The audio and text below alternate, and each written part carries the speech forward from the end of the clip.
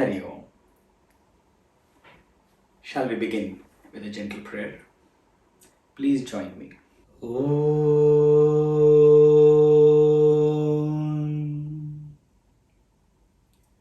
Om Sahana Bhavatu Sahano Bhunaktu Sahaviryam Karvavahai Tejasvinavadhitamastu ma Vidvishavahai. Om Shanti Shanti Shanti. Harihi Om Shri Gurubhyo Namaha. Harihi Om. Upon the inquiry, what is the truth? The answer given by the text, by the Guru, by Bhagavan Adi Shankaracharya was Atma Satyam Tadanyat Sarvam Mithyeti. That the truth is the self, and that self alone is the truth. Other than the truth, everything else is mithya. Mithya has been explained as something which is inexplicable, that which is seen, felt, your senses can perceive them, but it never remains the same. It keeps changing. It gets negated by time as well as by the self, me. Satyam is explained as that which can never be negated. It remains true in all three periods of time. It is that which is pure and complete. It is infinite. Further, it was inquired, then, what is Atma? Atma kaha? The answer given to it was an elaborate description. The definition was beautiful and perfect. In the first part of the definition, it was explained what Atma is not, meaning all the things that are unatma. And finally, Atma is asserted. Sthula Sukshma Karna Sharirad Vyatiriktah Panchakoshati Tassan Avasthatraya Sakshi Satchidananda Swarupassan Yastishtati Sa Atma. When inquired, what is Atma? The answer was given as you have just heard. It means that the self is other than the gross, the subtle, and the causal body. It is other than these three. It was further explained that it is beyond the Panchakosha, the five coverings. We spoke about this in the last time. Panchakosha, first is the Annamaya Kosha, then is the Pranamaya Kosha, then Manomaya Kosha, then Vijnanamaya Kosha, and then finally the Anandamaya Kosha, which translates to total ignorance. Further, it says that the self, which is a witness to the three states of awareness, three states of consciousness. Up till now, the statement has said what it is not, what it is not. And then it says that it is a witness to something which is called the three states of awareness. We are on this point. Today we shall explore what are these three states of consciousness or awareness. Upon finishing this, then the statement says that Atma is that which is Satchidananda Swarupa. It is a pure state of existence, consciousness, and bliss. They are not three, they are one, explained in three words so that we can cognize what it is. What is Atma, not Anatma? The Sharira Traya. What is also Anatma? What is Atma not? The Panchakosha. And what is Atma? It is the witness of the three states, Avasthatraya. 3 bodies, Shariratraya, 5 coverings, Panchakosha, and now 3 states of consciousness, Avasthatraya. The 3 states of consciousness are the complete range of experience that every individual goes through. The 3 states are, first, the Jagrata Avastha or waking state. The second state of consciousness is called the Swapna Avastha, the dream world state. And third is the Sushupti Avastha, that means a deep sleep state. What is the waking state, Jagrata Avastha? It is this current situation that we are in this state that we are in, where we can perceive everything through our senses, our mind and intellect, and the 10 senses, the 5 sense organs and the 5 organs of action. They are all in their full force. So that means the gross body, the subtle body, and the causal body, from where all the vasanas, the inherent tendencies are given to the intellect. From the intellect it is passed on to the mind, and the mind directs the body and the different organs to act upon it. The entire force of the 3 upadhis, the 3 coverings, the 3 upadhis, the 3 limiting factor to the self are in their full force. When all the 3, Sthula Sharira, the Sukshma Sharira, the Karana Sharira, are in their full force together, working to create an illusion, to create a veiling, so that we are completely unaware of the self, and we are only aware of everything that is seen, that is heard, that is tasted, that is touched. In other words, the world of names and objects are fully in front of us. This state is called the Jagrat Avastha or the waking state. What is Swapna Avastha? What is this dream state? We gather impressions of the world, of the names and forms in the waking state.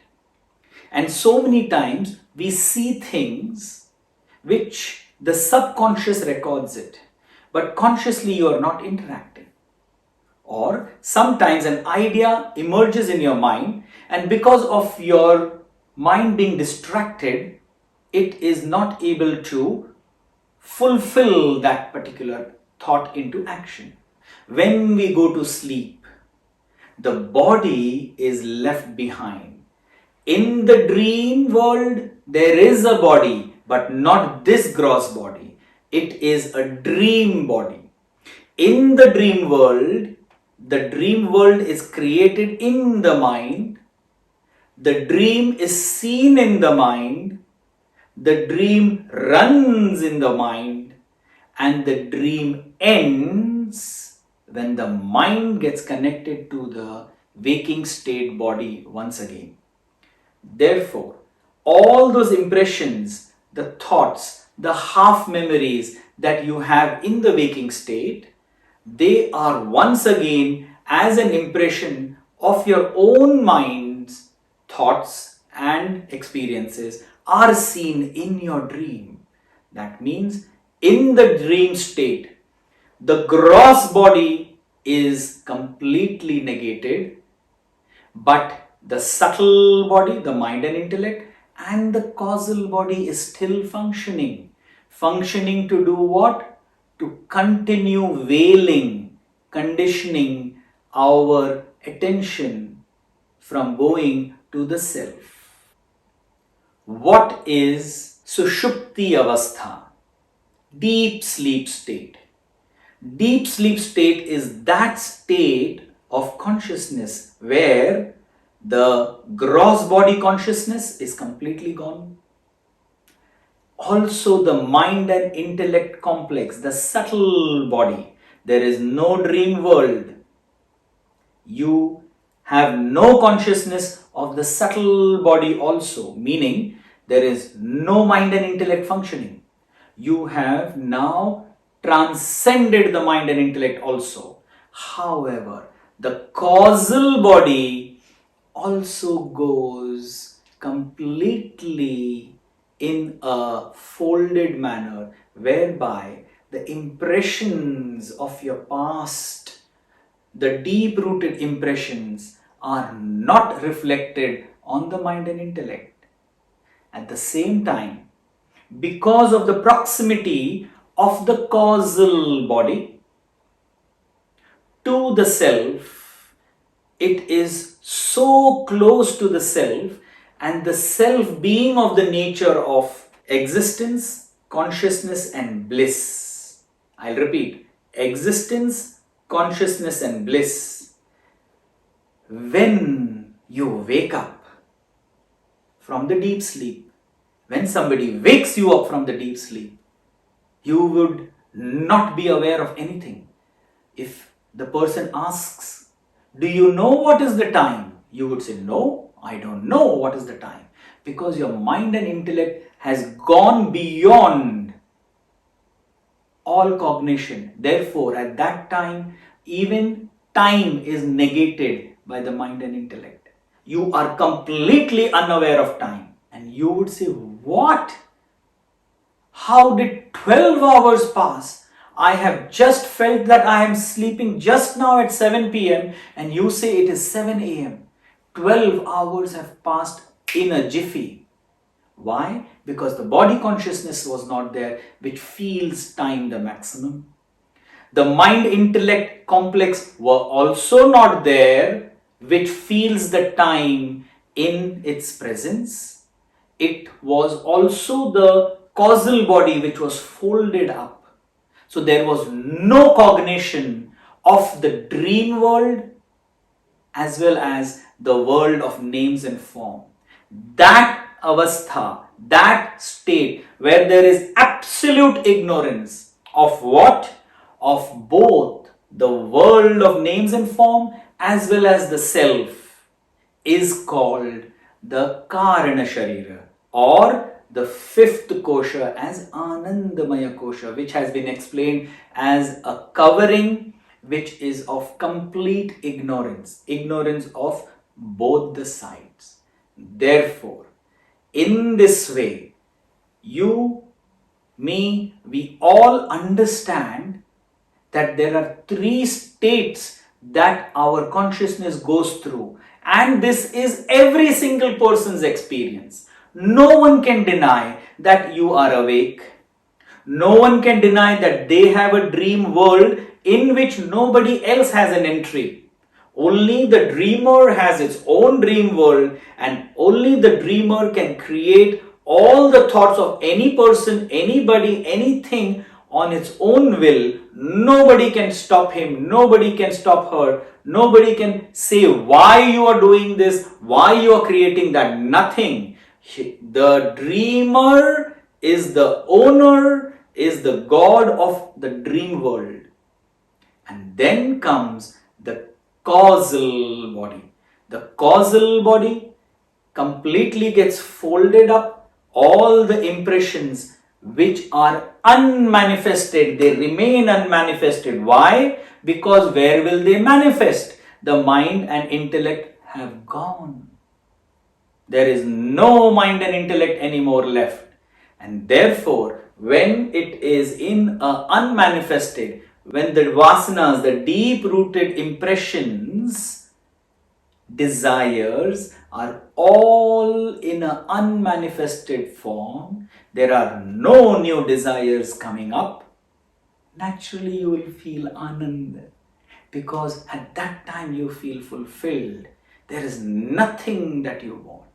Therefore, when somebody wakes you from deep sleep, you say, go away, let me sleep. Therefore, they say that deep sleep is the sweetest thing, because everyone experiences these three states. Naturally, these three states, somebody is the witness to this state. how would one say that somebody is witness to the state? Your child body has become a grown-up body, and the grown-up body is going to become the old body. But you, the witness, remains the same. The waking world changes. Trees, from plants they become trees. From trees they give fruits and they perish in front of you. But you, the witness, remains the same. The mind and intellect continuously changes. 1 second it is this thought, then it is that thought. Sometimes you have this belief, sometimes you have this belief. Sometimes you have a belief in the morning, and by the evening the belief has changed. So the mind and intellect cannot be relied upon because they are constantly changing. But you are the witness of this change. You see everything. And even in the deep sleep state, when somebody wakes you up, what is your answer? You say, I didn't know how the time passed. That means you are the witness of not knowing. You know that you don't know what the time was. It's a subtle point. I'll repeat. You are aware that you are unaware of the time that has passed. But you are aware that, I felt so blissful. Who is that which feels blissful? Who is that which witnesses the mind and intellect changing? Who is that who sees the body from the childhood to a grown-up man to an old age and then eventually passing away? Who is that? That question has to be asked. Who is that? The answer is, that is Atma. That is me. And the Shastra and the Guru says what you truly are now. The Shastra says, Satchidananda Swarupa San. I'll explain these 3 words, but let me explain this 4th word first. Sun. Sun, not the sun in English. Sun in Sanskrit means being. Being. You can say the I-ness in me. The amness in me. You can say your name.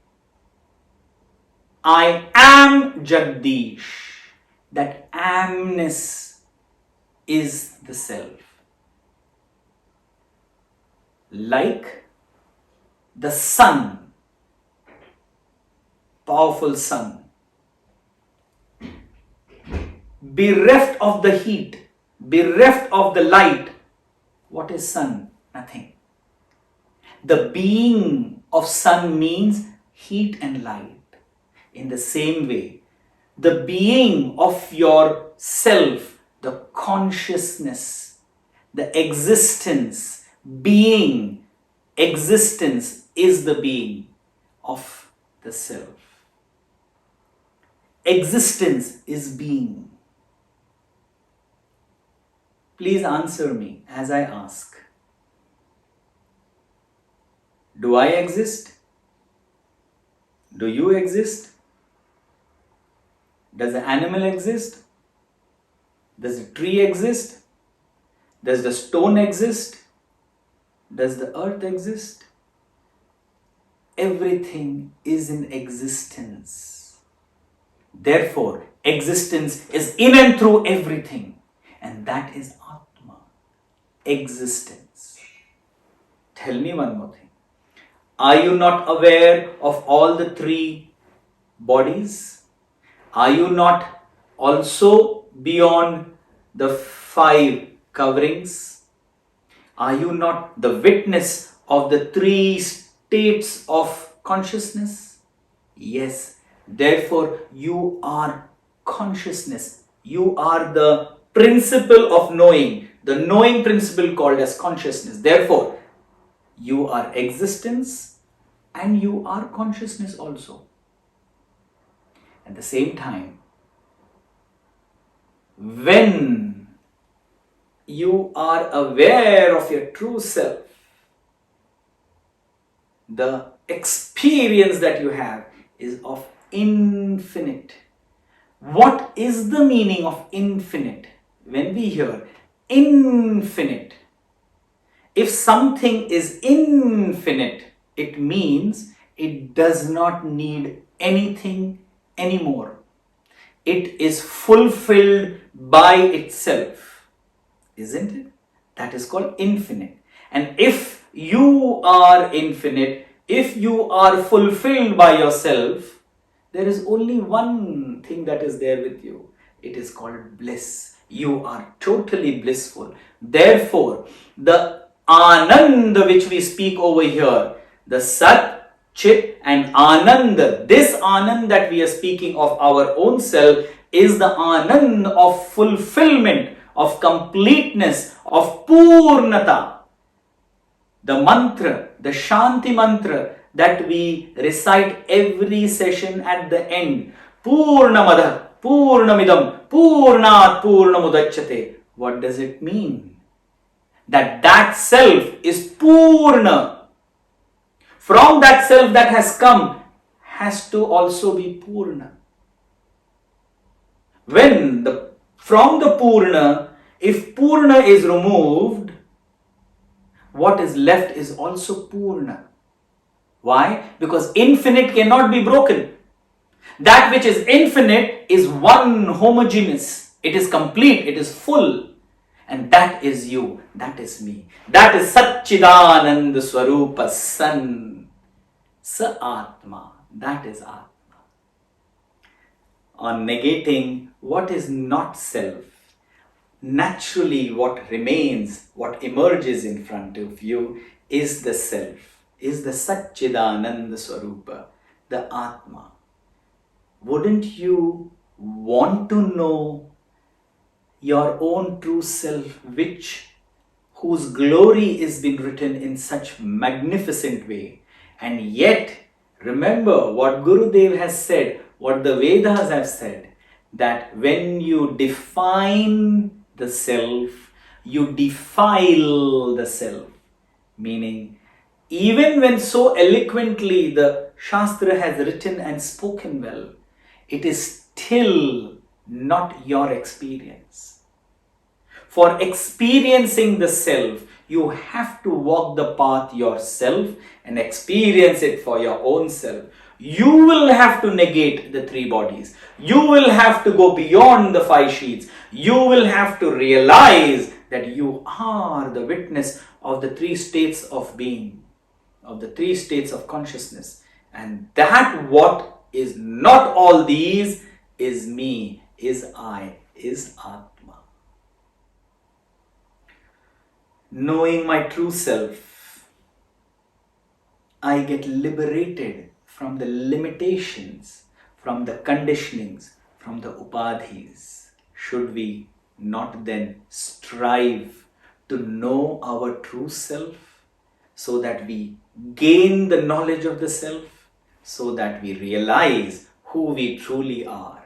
And this burning desire of knowing your true self, of wanting to know your true self, is the lakshana, is the indication, is what the mumukshu wishes to have in his or her life. This becomes the one single point of goal in life, beyond which nothing matters. Does not mean she leaves away what the person is doing. No, but realizing that everything that we go through in our daily lives, in our everyday life, is but temporary, is but impermanent. There is something which is permanent, which is the self. And a thinking person, Manushya, a thinking person, would always want to know the truth. There is much more to speak about the self, but we are on a path where Tattva Bodh, the text, is taking us step by step through the journey of realizing your own true self, of knowing your own true self. And in this journey, Bhagavan Adi Shankaracharya, in the next few verses has explained in a nutshell what and how the creation came into being. The creation theory is going to be spoken in the next session. Kindly join me with your complete mind.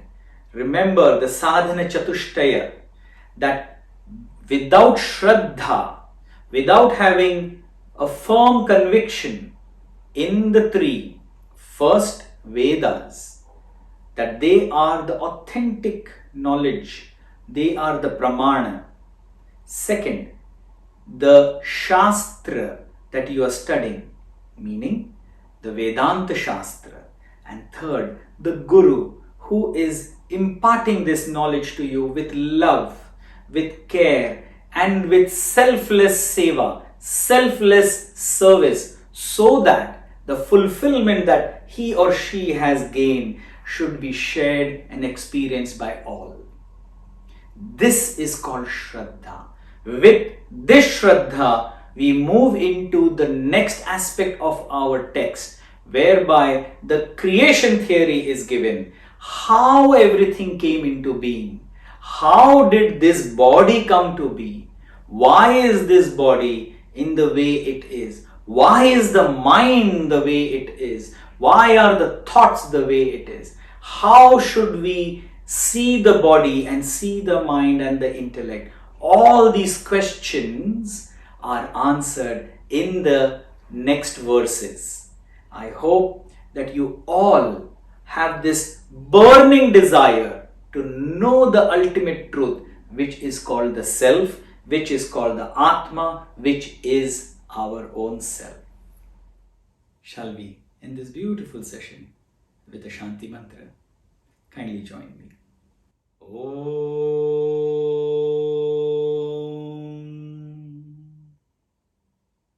Om Purnamada Purnamidam